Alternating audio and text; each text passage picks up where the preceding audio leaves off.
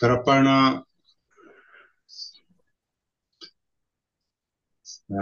जागृतीच्या कार्यशाळेच्या दुसऱ्या दिवसामध्ये आपण प्रवेश केलाय. आज 24 तास झाले आपल्याला सुरुवात करून.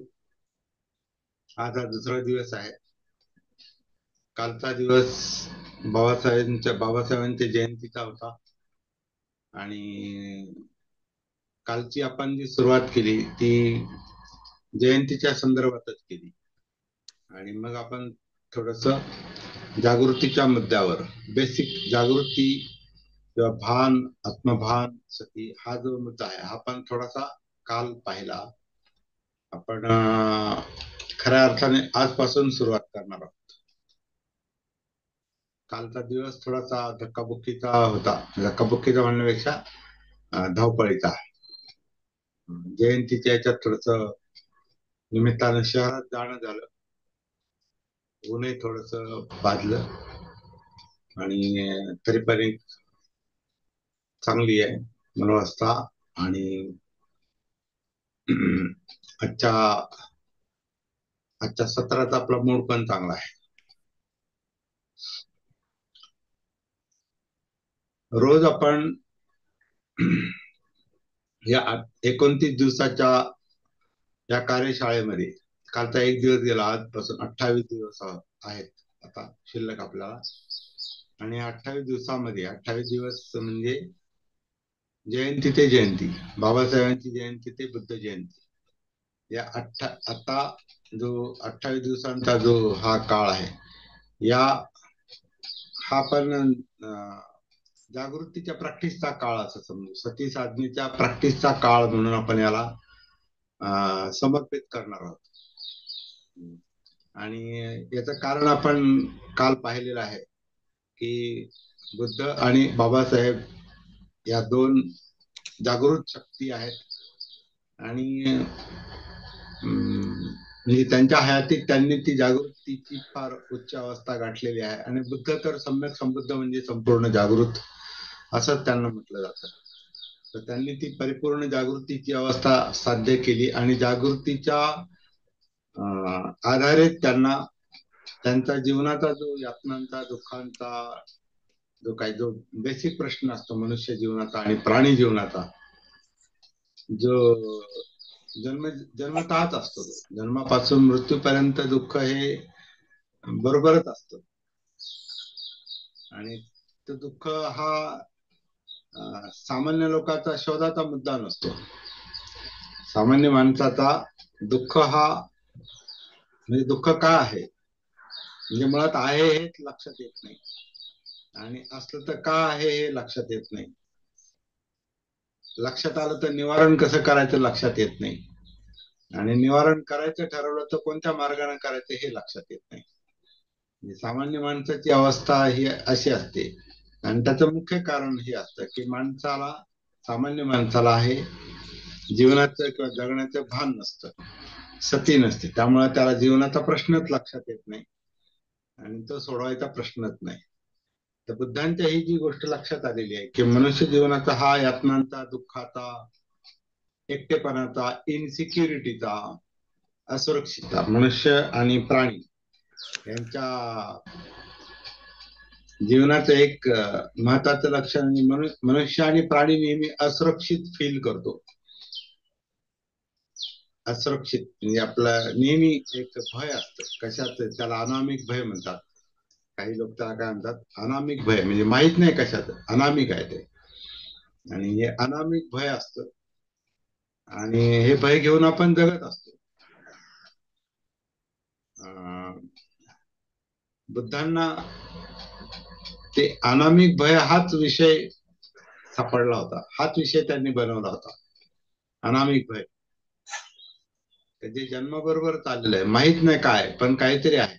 कायम कायम आपण काहीतरी, त्यालाच आपण प्रेशर किंवा मनावरचा दबाव म्हणतो, त्याचा शरीरावरचा दबाव म्हणतो, अस्थिरता, अस्वस्थता, हे सगळं इन्सिक्युरिटीचं दुःख आहे, असुरक्षितता. कारण आपण जिवंत आहोत, म्हणजे आपल्यामध्ये जीव आहे, प्राण आहे, आणि जीव हा नेहमी अस्तित्व टिकवून ठेवण्यासाठी प्रयत्न करत असतो, म्हणजे जगण्यासाठी.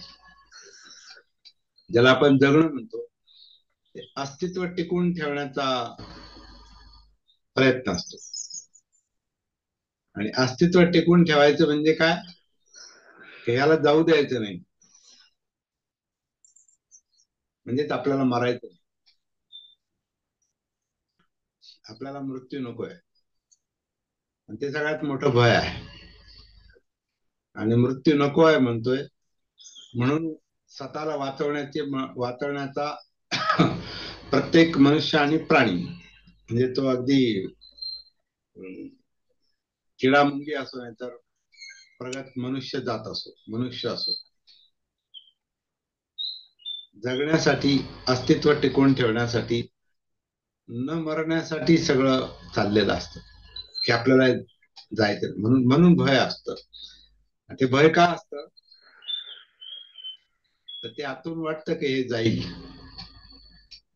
तर हे, याला बुद्धानं अस्तित्वाबद्दलचं अज्ञान म्हटलेलं आहे. ते अज्ञानाचं भय आहे, की हे अस्तित्व, हे जीवन, हे दुःख, हे इनसिक्युरिटी, ही असुरक्षितता, हे भय, हा एकटेपणा, हे टेन्शन, प्रेशर, हे का आहे, हे कळत नाही. जाणवतं पण कळत नाही. आणि कळत नाही म्हणूनच माणूस ते टाळायला पाहतो. आणि मग आनंदासाठी, सुखासाठी,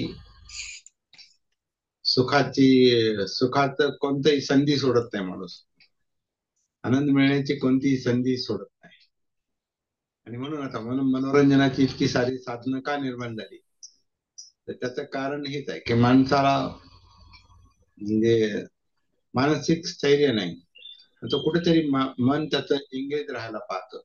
या भयापासून, असुरक्षिततेपासून, एकटेपणापासून, बोर्डम आपण ज्याला म्हणतो ना, बोर होतो, म्हणून करमत नाही म्हणजे काय, ते अस्वस्थताच आहे ती. आता म्हणजे मूड नाही म्हणतो आपण, मूड नाही, करमत नाही, काय कळत नाही काय झालं, काय व्यवस्थित वाटत नाही, म्हणजे काहीतरी कमतरता जी आहे, कमी आहे.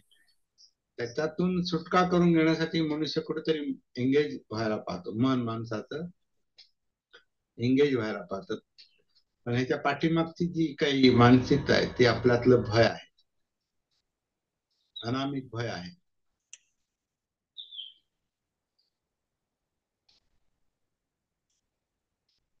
आणि भय कसं, हे यातना, हे कसं कसं कमी कमी करत करत ते घालवायचं, नष्ट करायचं, म्हणजे दुःखमुक्त व्हायचं. हे कसं करायचं, हे बुद्धांनी शोधून काढलेलं आहे. तसं पाहिलं तर एकदम सोपं आहे ते, खरं म्हणजे फार सोपं आहे समजायला, करायला अवघड आहे. आणि ते करायला अवघड काय, कारण ते सुरुवातीला प्रिय काम वाटत नाही, आवडीचं काम नाही वाटत. उलट आता काही लोकांनी बुद्धाला निराशावादी ठरवलं होतं, कारण ते सारखं दुःख दुःख दुःख, यातना, आणि दुसरं काही चांगलं आहे की नाही जीवनामध्ये, असं लोकांना वाटतं. आणि बुद्धाला निराशावादी ठरवलं, कारण बुद्ध दुःखाचा विचार करतात. मग डॉक्टरांना पण, जे काही मेडिकल डॉक्टर आहेत, त्यांना पण निराशावादी म्हटलं पाहिजे, रोगवादी म्हटलं पाहिजे त्यांना, कारण ते नुसता रोगाचाच विचार करतात आणि आजाराचाच विचार करतात, ते नुसता पेशंटचाच विचार करतात. मग त्यांना आपण रोगवादी म्हणू का आपण. ते रोगातून मोकळं करण्यासाठी त्यांनी अभ्यास केलेला आहे. आणि तो रोगासाठी, रोग हा त्यांचा विषय नाही, रोगमुक्ती हा विषय आहे. त्याच्यातून पेशंटला कसं बाहेर काढायचं त्या आजारातून, याचं शिक्षण त्यांनी घेतलेलं असतं.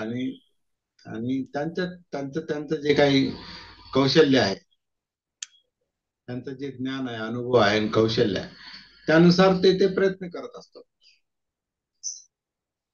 परंतु आपण त्यांना निराशावादी आणि रोगवादी नाही म्हणत ना, रोगाचाच विचार करतात म्हणून. तसं बुद्धाने दुःखाचा विचार केला, हा दुःखासाठी नाही केला. त्यांना दुःख जाणवलं, सत्य जाणवलं, ते त्यांनी स्वीकारलं.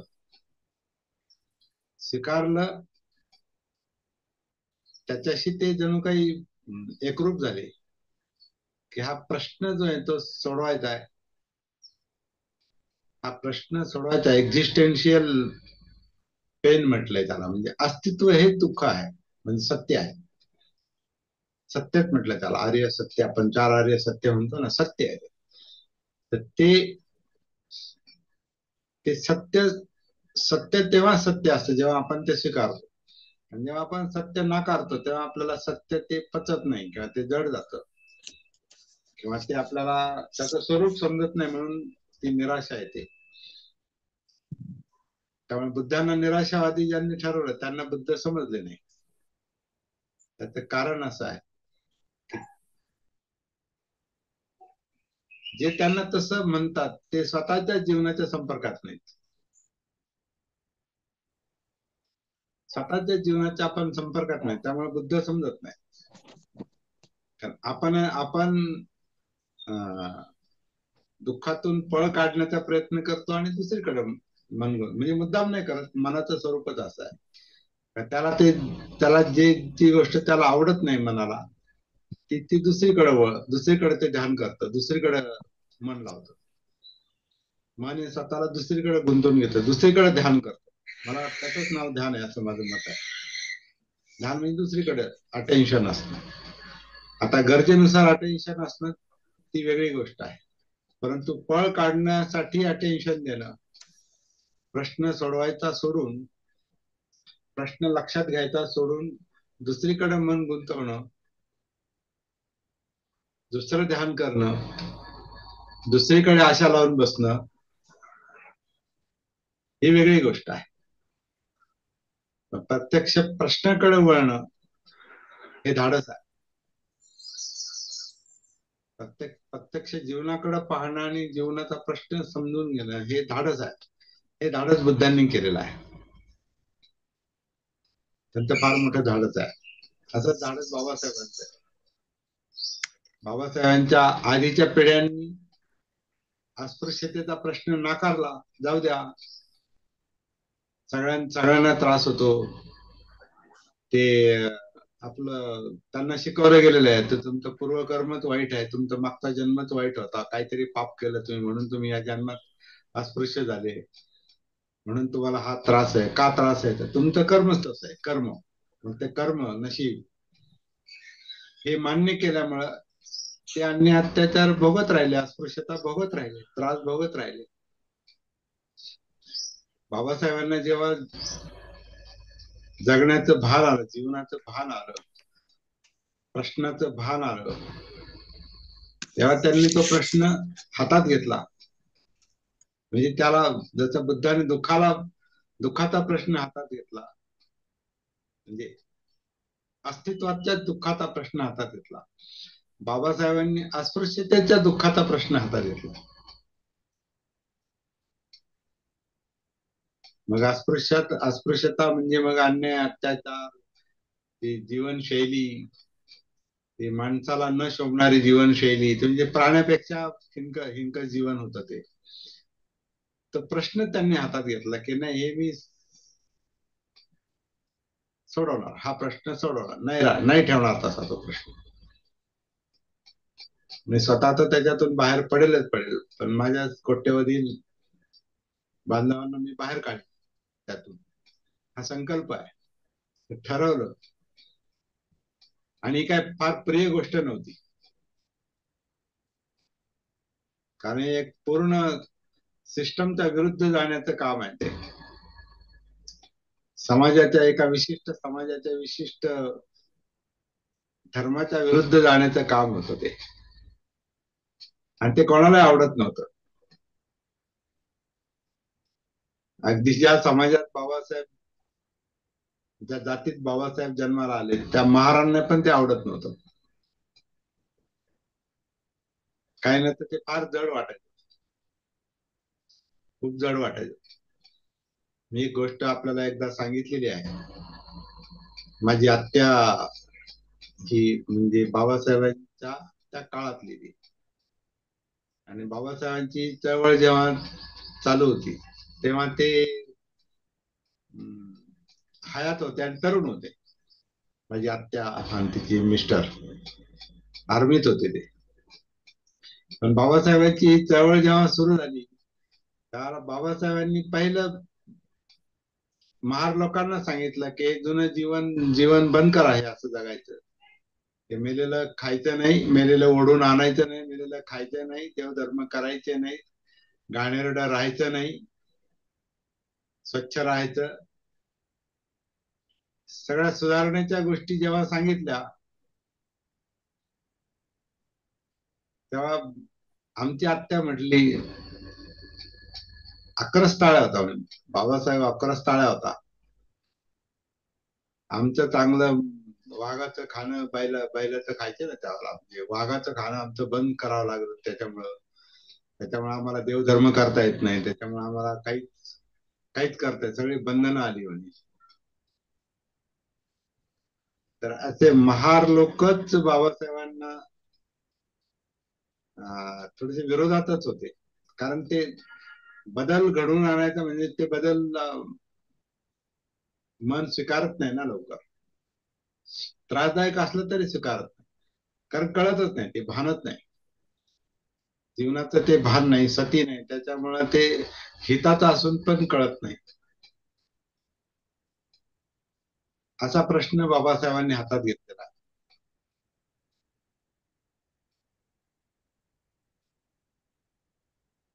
आणि आपल्याला तेच करायचं.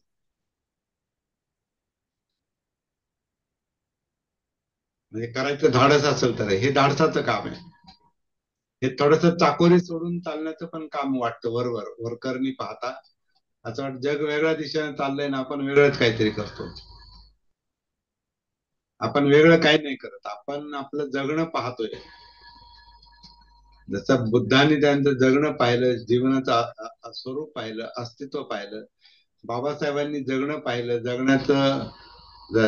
जगण्याचं स्वरूप पाहिलं, अस्पृश्यता पाहिली, अस्पृश्यतेचे त्रास पाहिले, अन्याय पाहिले, अत्याचार पाहिले, स्वतः भोगले, लोकांचे पाहिले. पाहिले ते प्रश्न हातात घेतला म्हणून तो सोडवला. आपल्याला काही प्रश्न वाटत असेल, आहे ते प्रश्न, फक्त तो त्याच्याकडे पाहायचा प्रश्न. बरं हे काय सगळं काम सोडून व्यवहार सोडून हे नाही करायचं. असं काही लोकांना वाटतं का ते बुद्धाची चुकीची प्रतिमा उभी केली लोकांनी, बुद्धाला म्हणजे एकदम जणू काही समाजाशी त्यांचा काही संबंधच नाही. ते कधी कधी मला असं वाटतं का तर बाबासाहेबांनी जे शेवटी 14 ऑक्टोबरला संघं शरणं गच्छामी म्हणणार नाही म्हणे, मी भिक्खू संघाला शरण जाणार नाही, अशी त्यांनी पवित्रा घेतला होता. त्याचं कारण हे होतं की आता भिक्षूंमध्ये बुद्ध धर्म पाहण्याचं जे काही जो काही दृष्टिकोन आहे तर चुकीचं आहे असं कधी कधी आता आपल्याला वाटतं. आता आजकाल भिक्षू आपण पाहतो तर काय त्यांच्याकडे कोणाकडे पाहून असं आपल्याला दुःखमुक्तीची प्रेरणा मिळेल आणि आपण त्या मार्गावर जाऊ असं कुठं दिसत नाही.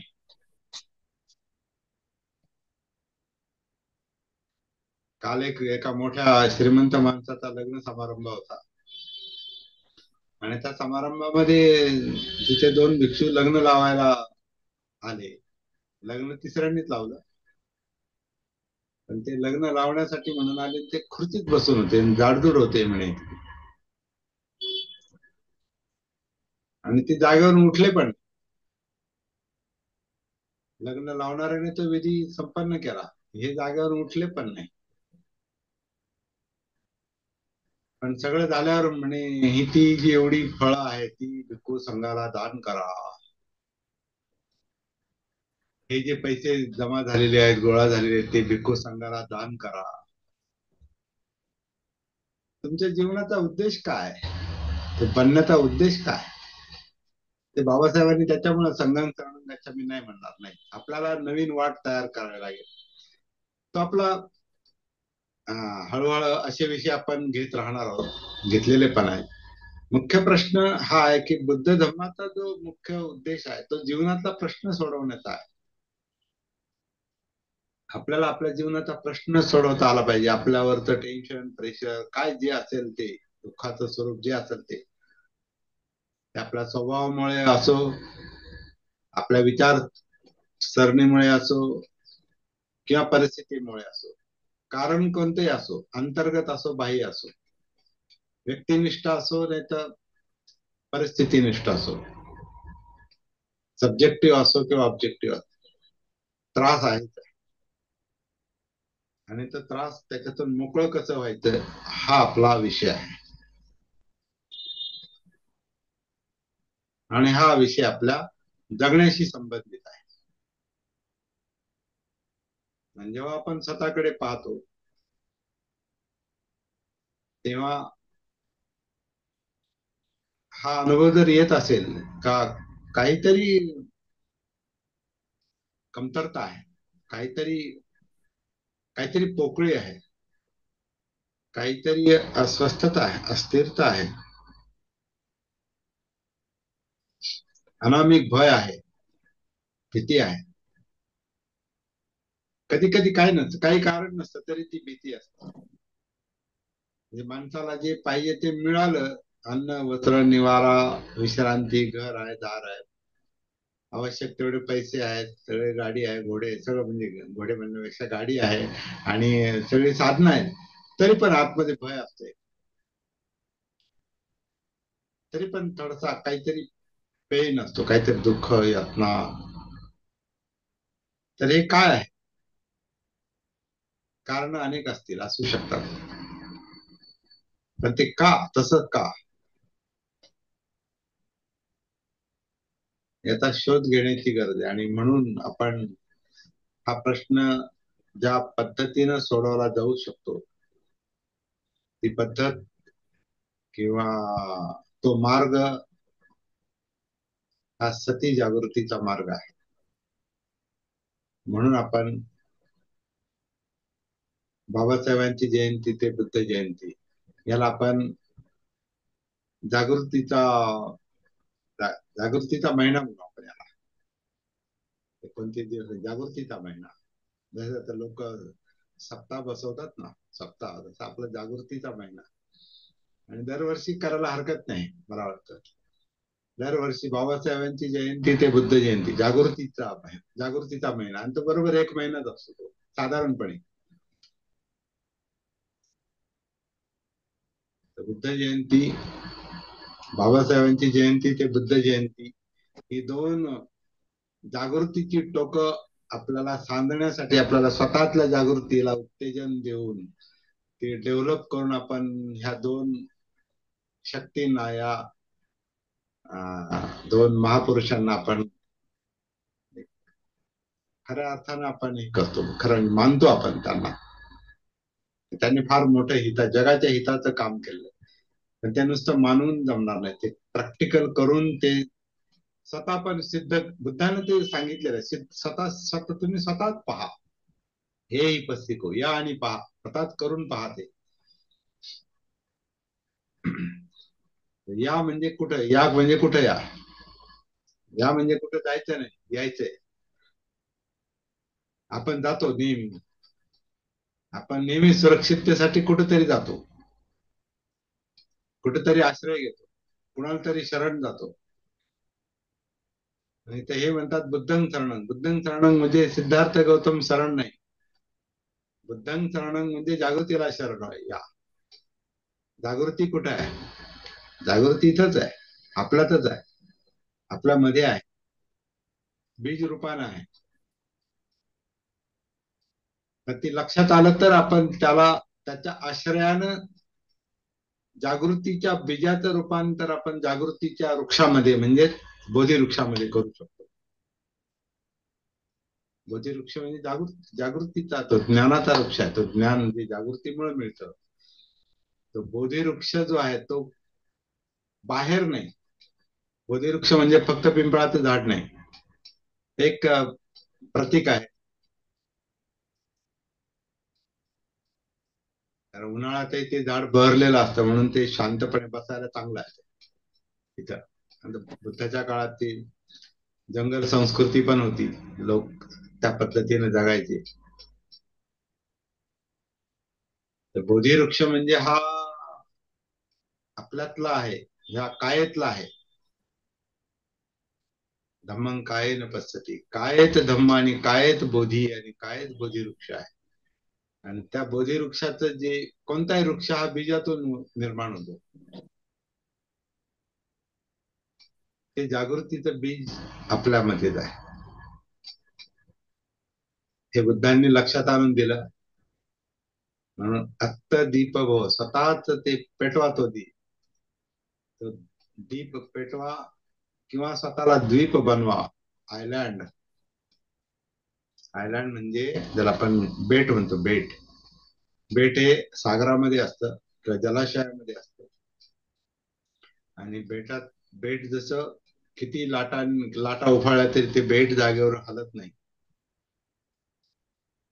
तसं स्वतःला द्वीप बनवा. द्वीप म्हणजे बेट, आयलँड, किंवा दीप म्हणजे प्रकाश. तर स्वतः मधलं ते जागृतीचा, बोधीचा जो दीप आहे तो प्रज्वलित करायचा आहे. आणि स्वतः मधलं जे जागृतीचं बीज आहे त्या बीजालाच खत पाणी घालून त्याला संपूर्ण, त्या जागृतीला संपूर्ण कायेमध्ये टॉप टू बॉटम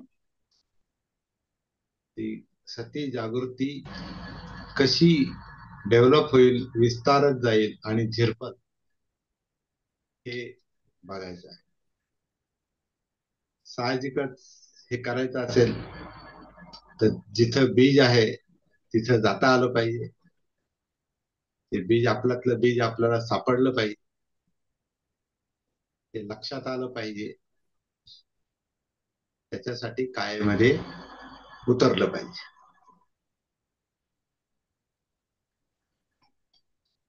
आणि आपला जो मुख्य प्रश्न आहे तो कायेत उतरण्याचा आहे. या जिवंत अस्तित्वाशी संपर्क प्रस्थापित करण्याचा आहे. कारण त्याच्यामध्ये सगळं दुःख, यातना, एकटेपणा, भय, अनामित भय काय आहे ते त्याच्यातच आहे. आणि तो प्रश्न सोडवण्यासाठी त्याच्यात उतरायला पाहिजे.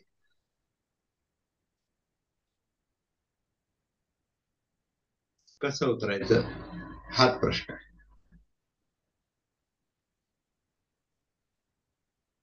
काल मी जे सुरुवात केली बोलायला की सती जागृती नेमकं काय आहे हेच समजून घ्यायला आपल्याला थोडासा वेळ द्यावा लागेल. नेमकं नेमकं काय करायचंय, ते काय करायचंय हे लक्षात आल्याशिवाय आपल्याला ते कसं करायचं हे नाही लक्षात येत. काय करायचं नेमकं. आणि मला वाटतं आपण आता इतक्या वेळेची चर्चा करतोय, आपण सगळं फिरून आपण कुठे आलो, स्वतःमध्ये आलो. स्वतःमध्ये आलो की नाही तो नाही, पण स्वतःकडे आलो. स्वतःकडे आलो, आता स्वतःमध्ये उतरायचं. स्वतःमध्ये उतरून हा जो काही प्रश्न आपण चर्चेला घेतला किंवा हा जो जागृतीचा मार्ग आपण चर्चेला घेतला त्याचं स्वरूप आपल्याला थेट, डायरेक्ट अनुभवाला आलं पाहिजे, असा प्रयत्न आपल्याला करायचा आहे. जागृतीच्या ज्या मेथड आहेत या सर्वसाधारणपणे जसं आपण आधी पाहिलेलं आहे की इनडायरेक्ट मेथड आहे आणि डायरेक्ट मेथड आहे. डायरेक्ट बघा किंवा मग इनडायरेक्टली, आता आपण जे डिस्कशन केलं ही इनडायरेक्ट मेथड आहे. आपण परिस्थितीबद्दल विचार करत करत करत करत करत आपण ऑब्जेक्ट मधून आपण सब्जेक्ट मध्ये आलो, स्वतःकडे आलो, म्हणजे बाहेरून आत आलो. आता आतमध्ये संशोधन करून आपल्याला बाहेर परत जेव्हा जायचंय, जगामध्ये काम करायचंय, तोपर्यंत आपण आतमध्ये अडकून पडणार अशातला भाग नाही. हे चालता बोलता चालणारं काम आहे. चालता बोलता चालणारं काम आहे.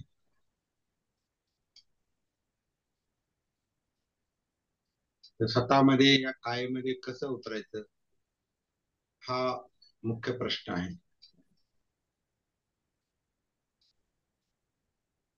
पण एक गोष्ट लक्षात आली असेल, आपण आता बोलता बोलता, विचार करता करता आपण स्वतःशी कनेक्ट झालो थोडस. हा अनुभव आता थोडासा आपल्याला आला असेल असं मला आशा आहे, की आपण नेमकं कशाबद्दल बोलतोय हे लक्षात आलं असं. म्हणजे ते जर लक्षात आलं तर त्याचाच अर्थ असा आहे की आपण स्वतःशी कनेक्ट व्हायला सुरुवात केलेली आहे, सुरुवात झालेली आहे. आणि याला सती म्हणतात, याला भान म्हणतात, याला जागृती म्हणतात. ती छोटी असेल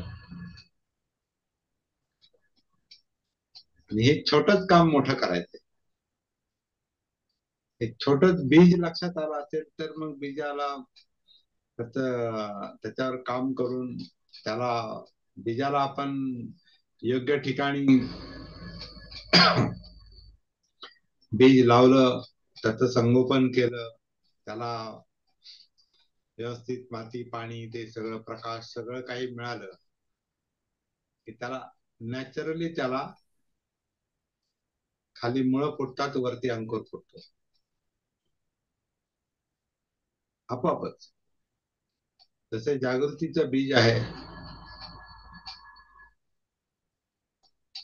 ते, ते बीज खरं म्हणजे बुद्धत्वाचं बीज आहे, बोधीचं बीज आहे, बोधी वृक्षाचं बीज आहे. आणि जागृती सती जी आहे तिच्यात ते लक्षात येत आहे ते काय आहे. त्या सती जागृतीमुळे त्या बीजाचं आपल्याला संगोपन करता येणं शक्य आहे. जेव्हा आपण जागृत नसतो तेव्हा ती मृतावस्था असं म्हटलेलं आहे बुद्धांनी. अपमादो अमत पदं पमादो मच्छुनो पदं. जागृत आहे तो जिवंत आहे, जो अजागृत आहे तो मेल्यासारखाच आहे असं म्हटलेलं आहे. जेव्हा आपण जागृत होतो तेव्हाच आपण जिवंत होतो. आणि जिवंत होतो म्हणजे काय तर हे, ह्या जिवंतपणाचं जे स्वरूप आहे किंवा जे प्रश्न आहे आणि उत्तर पण दोन्ही सापडतं तिथंच. त्या जागृतीला हे बुद्धत्वाचं किंवा बोधीचं बीज, दुःखमुक्तीचं बीज हे ते दिसतं, जाणवतं, ते कायेमध्ये जाणवतं. ही गोष्ट काल्पनिक नाही, इथे आपण लॉजिक तर्क नाही चालला आपला, प्रत्यक्ष फील होते. जागृती ही फील होते, ही ऊर्जा शक्ती जी आहे ती फील होते, जाणवते.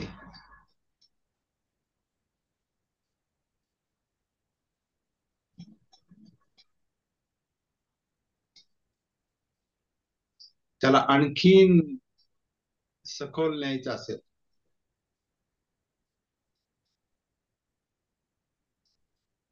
तर एक म्हणजे डायरेक्ट मेथड दिस. आता थेट थेट काम करायचंय, उतरून थेट काम करायचं, आतमध्ये थेट काम करायचं तर काय करायचं, त्याची त्याची काय पद्धत असू शकते किंवा त्याचं काय काय स्वरूप असू शकतं हे बुद्धांच्या सांगण्यावरून सांगण्यानुसार ते लक्षात घ्यायचंय. आणि त्यांनी सोपा मार्ग सांगितलेला आहे. या कायेमध्ये कायेत जर उतरायचे तर मग त्यातलंच माध्यम निवडलं पाहिजे, तिथलंच साधन निवडलं पाहिजे. आणि ते साधन म्हणजे खरं म्हणजे जिवंतपणा आहे, हालचाली आहेत, कायेतल्या हालचाली आहेत. पण त्या सगळ्या हालचाली एकदम आपण पाहू शकत नाही, कारण खूप काय हालतं, विचार प्रक्रिया चालली, आपलं चित्त पळापळ करतंय, आपल्या शरीरामध्ये अनेक गोष्टी, अनेक जाणीव आहेत, अनेक सिस्टम काम करतात. सगळ्या हालचालीच आहेत, गती आहे सगळी आतमध्ये. सगळ्यात सुपरफास्ट गती आपल्या मनाची आहे, विचार प्रक्रियेची आहे. तर सगळ्या गतीच आहेत आतमध्ये. तर ह्या गतीमध्ये सती उतरली पाहिजे, असा एक आपला एक सूत्र आहे प्रॅक्टिस. गतीमध्ये सती उतरली पाहिजे. पण एकदम जशी आपण एखादी फास्ट गाडी आपण पकडू शकत नाही, गाडी पळती आणि आपण पकडू असं होऊ शकत नाही. ज्यांनी चालती गाडी पकडण्याचा प्रयत्न केलेला असेल किंवा आपलं साधं उदाहरण, सायकलवर जरी आपल्याला डबल सीट बसायचं समजा, जर डबल सीट बसायचं, स्वतः हे करा, स्वतः चालवा. त्या सायकलला गती असल्याशिवाय तुम्ही त्या सायकलवर स्वार नाही होऊ शकत. किंवा वर बसलं, सायकलवर बसलं आपण, दोन्ही बाजूला समजा पाय टेकवले,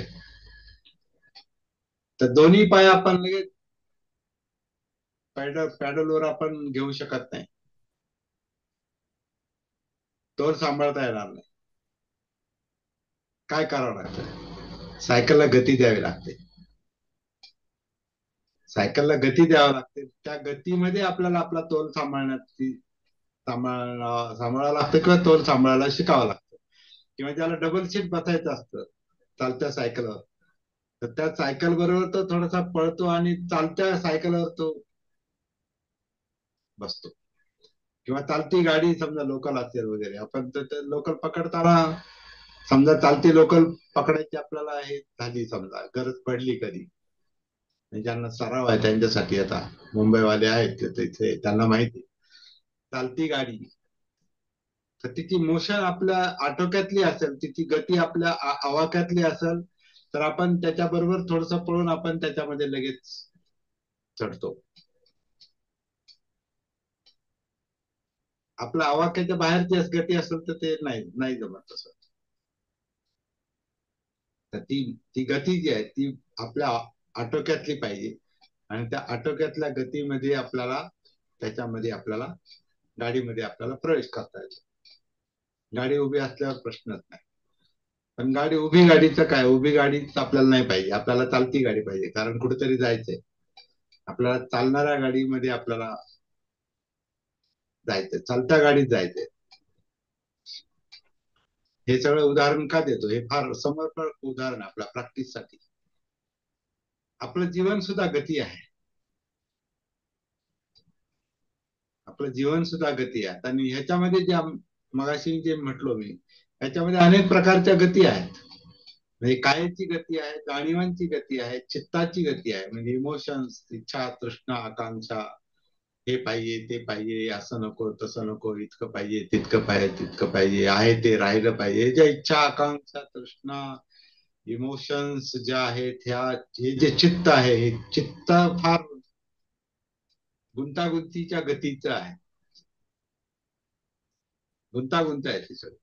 आणि त्याच्यापेक्षा जास्त गुंतागुंत ही ब्रेन मधली आहे.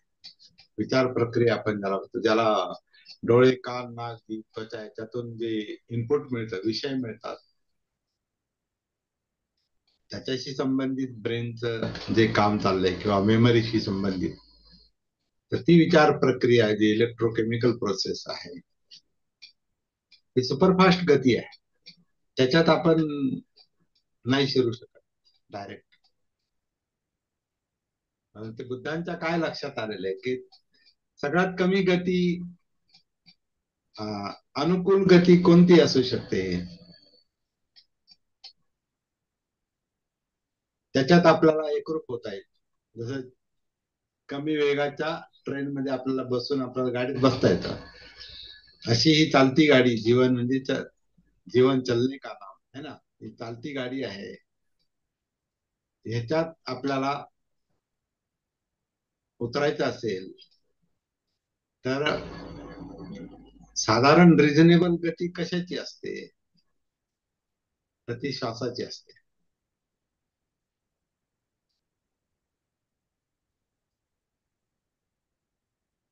आपलं शरीर आतून आतमध्ये, आतून आतमध्ये श्वास घेतं, श्वास बाहेरून आत येत नाही, आतून आत श्वास घेतं, आणि याला काही करायची गरज नाही. श्वास घ्यायचे, श्वास सोडल्यावर श्वास जाणवतो, असं काही नाही. आपण काही नाही केलं तरी तो चालू आहे, आपलं फक्त लक्ष नसतं तिथे, एवढंच.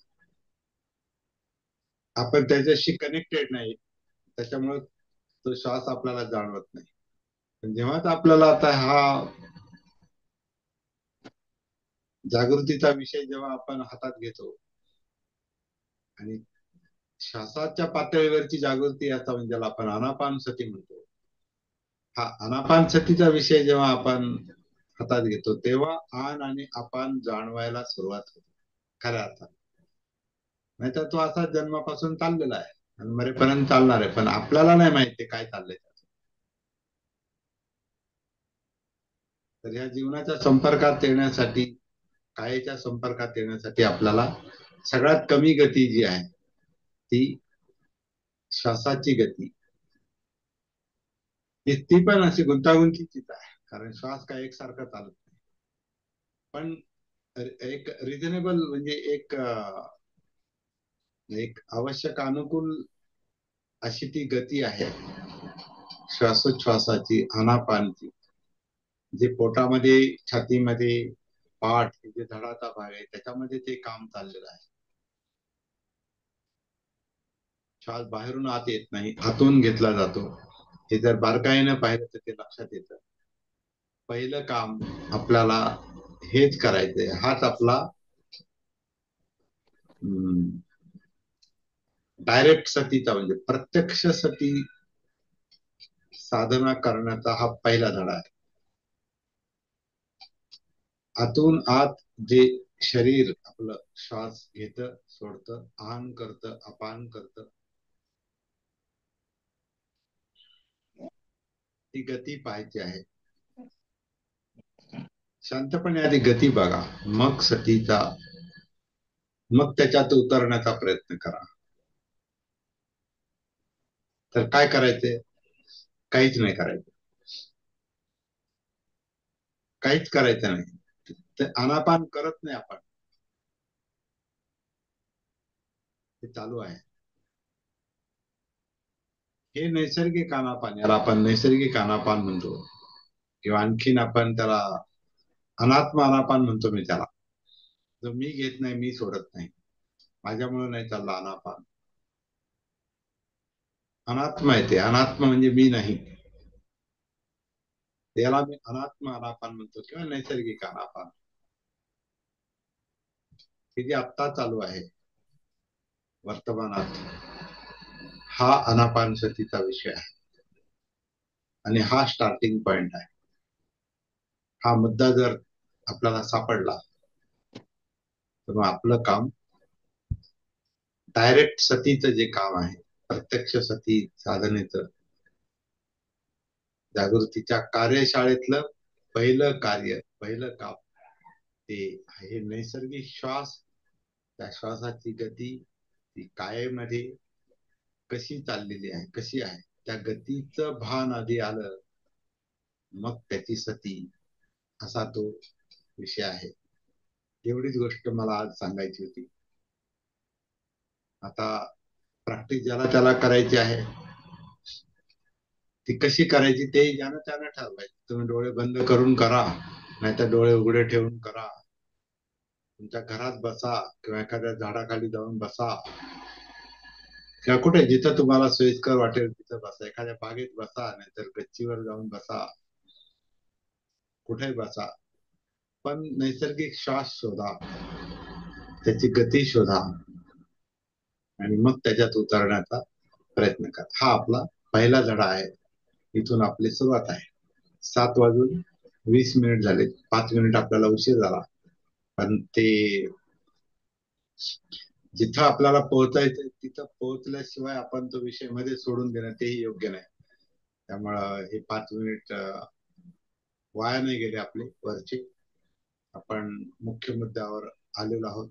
आता पुढे जे काम आहे ते ज्याला त्याला प्रॅक्टिस करण्यात आहे. आता त्याच्या पुढे काय असेल हे आपण दररोज थोडं थोडं पाहत राहणार आहोत.